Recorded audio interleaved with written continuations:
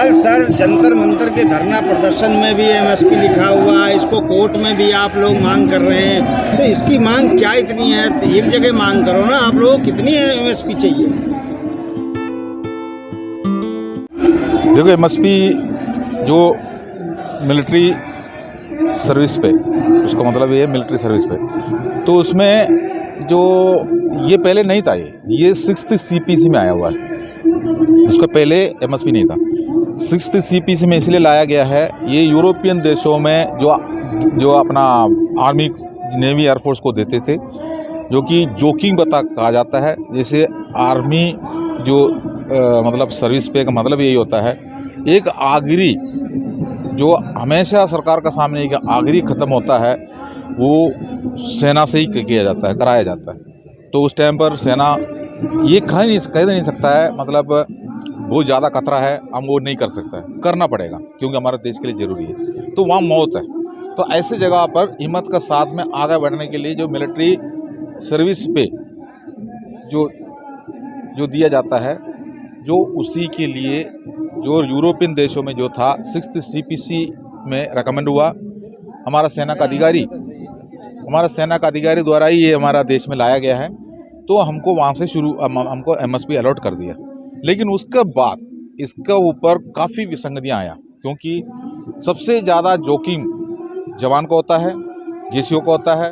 अफसरों को तो जोखिम है ही नहीं, ये नहीं बोल रहा हूँ। ऑफिसर तो हमेशा किसी भी जगह पर रहता है, वो सुरक्षित रखने के लिए जवान चारों तरफ उसका पैरी देता है, सबको पता है इसके बारे में।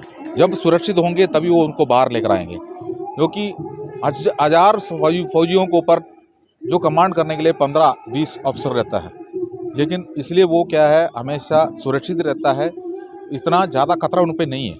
लेकिन जो हमारा देश में क्या कर देता है, रैंक बेस लेकर आ गया उसको।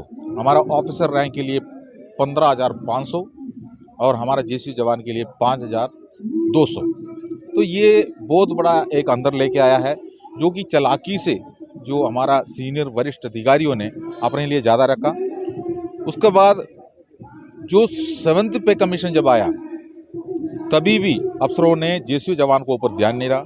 मतलब वो इक्वल है, इक्वल होने के बावजूद भी इक्वल नहीं दे रहा है।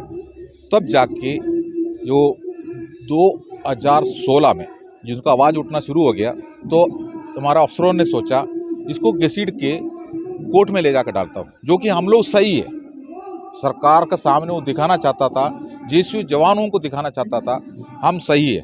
तो वॉइस ऑफ एक्स-सर्विसमैन सोसाइटी ने इसको बहुत चालाकी के साथ अफसरों के साथ मिलकर ये हमारा केस हाई कोर्ट में डाल दी। जो कोर्ट में कोई केस चलता है तो फिर उस पर फैसला होने में टाइम लगेंगे, तारीख ऊपर तारीख निकलना शुरू हो गया। तो 2016 से लेकर वॉइस ने इसी के पीछे जवानों से जो पैसा कलेक्ट करना शुरू कर दी, मतलब लॉयर को पे करने के लिए पैसा की ज़रूरत है, वो ऐसे निकलते रहा। जो तारीख को पर तारीख होके जा रहा है। अब जो 2016 से लेकर इसको शुरू किया, हमारी एक ADC कमेटी है जो एडवोकेट का, जो पूर्व सैनिकों का एडवोकेट्स जो सुप्रीम कोर्ट में और हाई कोर्ट में काम करता है, वो लोग ने हमेशा हर एक तारीख में बोलता है हम लोग इसके लिए कोई पैसा नहीं लेता है, हम फ्री में इस केस लड़ रहा है। लेकिन वॉइस ने जो बोलता है हम लॉयर को देने के लिए पैसा नहीं, ये कमाई का जरिया बना के जिसने केस डाला वो कमाई बना के रखा। जो एडवोकेट, जो हमारा पूर्व सैनिक जो एडवोकेट्स जो है, वो सरकार का साथ में मिलके, क्योंकि उसको सरकार नहीं, सरकार का एडवोकेट हो, सरकार के साथ में मिलके उन्होंने इसको हमेशा गुमराह करने को कोशिश किया। अब उसको ऊपर तारीख आ रहा है, जो अभी अगला महीने का, मतलब इसी महीने का, मतलब नवंबर महीने का 9 तारीख दिया हुआ है उसके लिए। लेकिन ये कभी फैसला नहीं होने वाला है, जो कि इसके बीच में क्या कर दिया, 2017 में जो MNS के लिए वो मिलिट्री नर्सिंग ऑफिसर कैटेगरी में आता है, उनका 10,500 रुपये उनका हो गया। ये सब चीज़ें बचाने के लिए, मतलब बचने के लिए कोर्ट में घसीटा है। ये कभी सैनिकों का नसीब में नहीं है, जो गुमराह किया जा रहा है, जो कि जोखिम बता है, सबको मिलना चाहिए था, बराबर मिलना चाहिए था। लेकिन उसका आवाज़ हमने मतलब इसी जैसा आंदोलन में नहीं उठा सकता, क्योंकि कोर्ट में जो केस चल रहा है। लेकिन हम लोगों ने एक मेमोरेंडम में ये दर्शाया गया है, सरकार को इसके बारे में पता भी है। सर वो रेल रोको अभियान पूरे देश में आप लोगों का प्रचार चल रहा है, क्या मतलब ऐसे क्या दिल्ली को जाम करने का इरादा है क्या? देखो, रेल रोको अभियान एक मजबूरी है, हम सरकार ने हमको मजबूर किया गया है।